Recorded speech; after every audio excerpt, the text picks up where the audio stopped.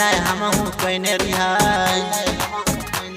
दिल में वकड़ा बसैने रिहाय की नहीं हम हूँ कहने रिहाय लगला ऐसा झटका दिल बाट टिक चकना छोड़ भेला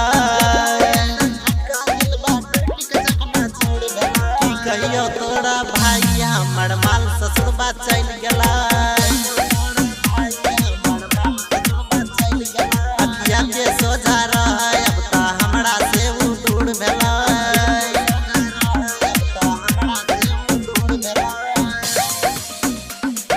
डीजे विकास मटियार कला सीतामढ़ी।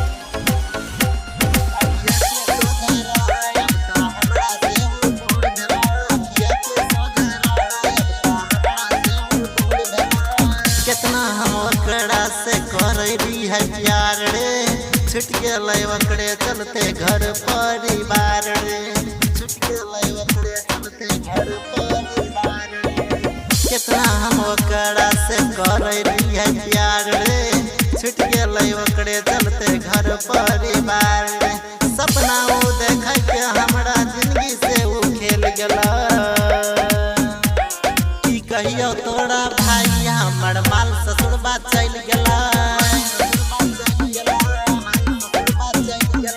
अखिया के सोझा रहे अब ता हमरा से उ दूर भेला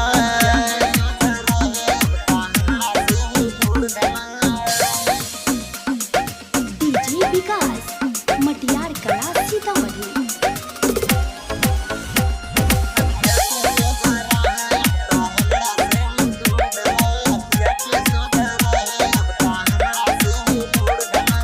रोज हमर बुझा मजबूरी